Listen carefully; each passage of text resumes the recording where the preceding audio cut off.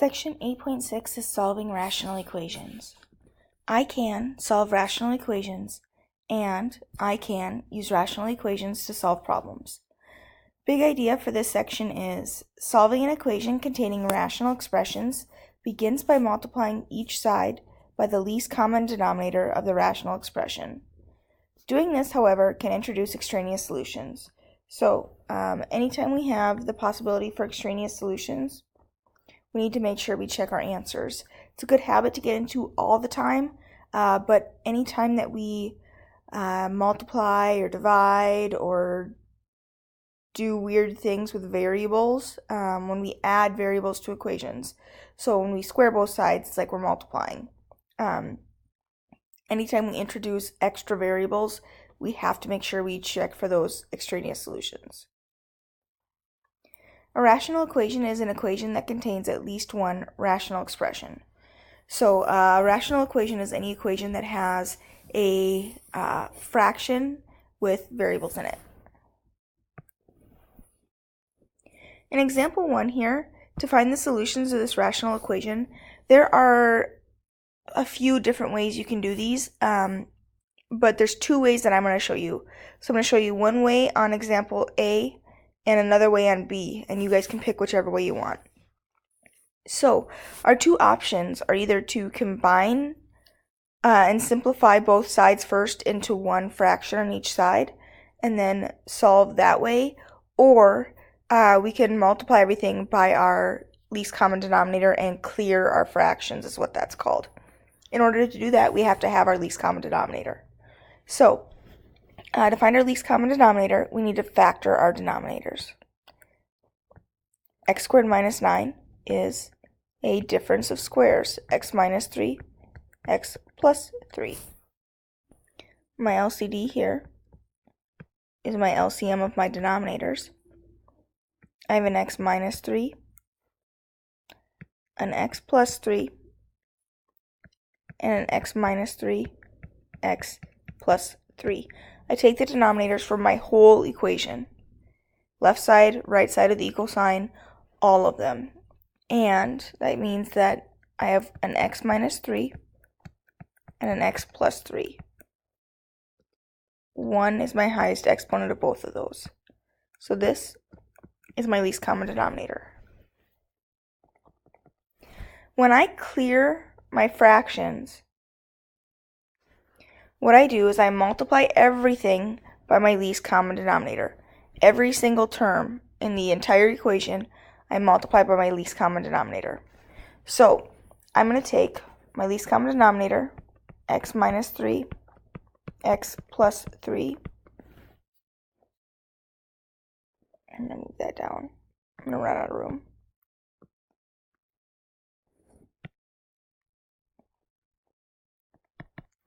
Sorry, my least common denominator is x minus 3, x plus 3, times x over x minus 3. Then I'm going to take my least common denominator again, x minus 3, x plus 3, times my second fraction,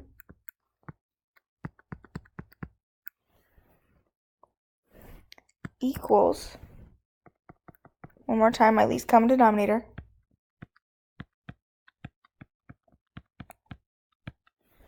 times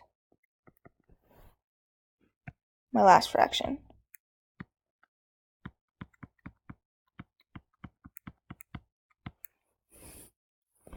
Now, I'm going to simplify each one of my rational expressions here, each individual fraction. X minus 3 divided by x minus 3 is 1, so we can cancel those out. Remember that when we're canceling out, what we're really doing is dividing out. X plus 3 divided by x plus 3 is 1. X minus 3 divided by x minus 3, x plus 3, x plus 3. Okay, don't forget here, when we find our denominators, we also need to do our restrictions. So x cannot equal 3, or negative 3 when we set those equal to 0 and solve.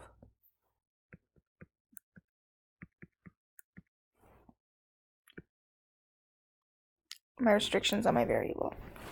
Okay, now that I've simplified my expression here, I'm just going to write what I have left. I have an x plus 3 times x plus an x minus 3 times x equals 2. Make sure here that there shouldn't be anything left in your denominator. If there is, it means you either didn't use your least common denominator or you didn't simplify completely, so double check that. Don't just assume that there's nothing there. Actually double check, make sure everything's crossed out. Now, we just have an equation that we've been solving since forever, it feels like now. Simplify both sides. Here I'm going to distribute x squared plus 3x. Again, I'm going to distribute x squared minus 3x. Okay. Combine your like terms. 2x squared equals 2. Divide by 2. X squared equals 1. To get rid of a square, we take the square root. And every time we take a square root, we need a plus or minus 1. Okay, so right now we have answers of plus or minus 1. That works based off our restrictions. X just can't be plus or minus 3. Plug them back in and check. Plus 1, I have 1 over 1 minus 3 plus 1 over 1 plus 3 equals 2 over 1 squared minus 9. Negative 1/2 plus 1/4 equals 2/8, which is 1/4. Negative 1/4, sorry.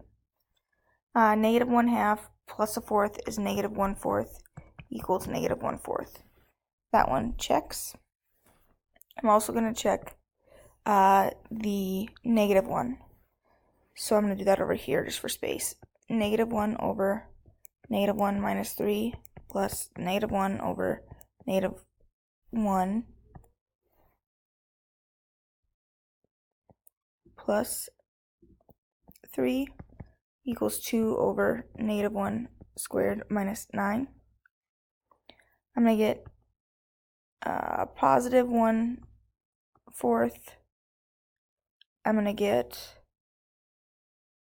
minus 1/2 equals 2 over negative 8, which is negative 1/4 equals negative 1/4. So both those work. So that's our answer.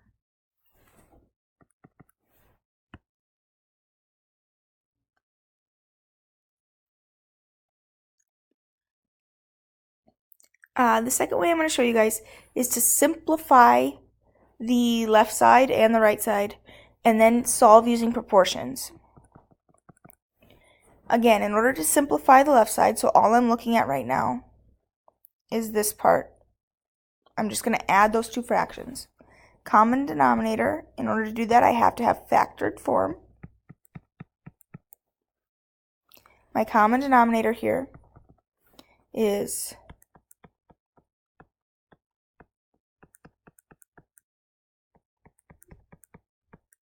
the x plus 2, x plus 1.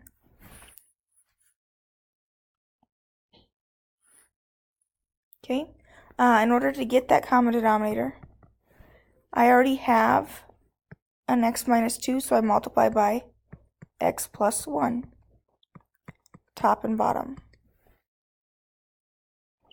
Check your restrictions.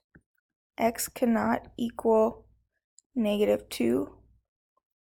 X cannot equal negative 1. Negative 1 from this factor, negative 2 from there. Okay, right now I have x minus 1 over my LCD plus x plus 1 times 2x over my LCD, which is going to give me x minus 1 distribute here plus 2x squared plus 2x over my LCD, 2x squared plus 3x minus 1 over my LCD. I'm actually going to rewrite that with my common denominator now, since my left side's completely simplified. So my common denominator is x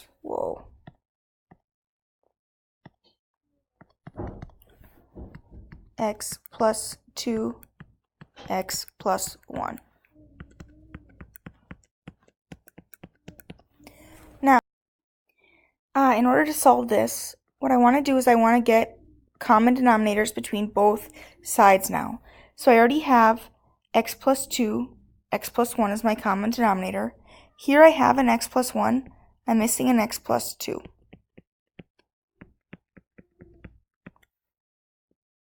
Okay? Gives me a common denominator.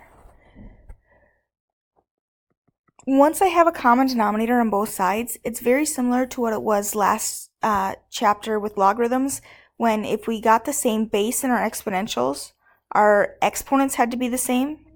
Here, once we have the same denominator, okay, our numerators need to be the same. So what I can do is I can take and set 2x squared plus 3x minus 1 equal to x minus 1, x plus 2. And the reason this works, guys, is because we have a proportion, and we solve proportions by cross multiplying. So I'd have 2x squared plus 3x minus 1 times my LCD times x minus 1, x plus 2 times my LCD. And since I have an LCD on both sides, I can divide by my LCD in both equations, and they cancel out, which gives me this. So once we have a common denominator, we can set our numerators equal to each other and solve. Once we get to here, it's the same as when we got to this step right here.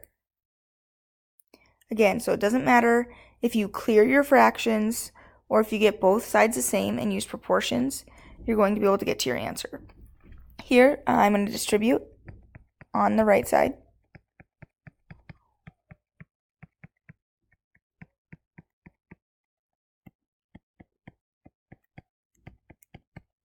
Combine my like terms. Since I have variables here, I need to get all of them together on one side. I'm going to subtract an x squared. I'm going to subtract an x. And I'm going to add 2. Because not only do I need to get all of my comparable variables together, since it's quadratic, I need to get it set equal to 0. X squared plus 2x plus 1 equals 0. Factors into x plus 1 and x plus 1, which means x plus 1 equals 0, so x equals negative 1. Okay, let's check our answer. Based on our restrictions right here, we know that x cannot equal negative 1. So our answer here is that there isn't one. No solution. Okay.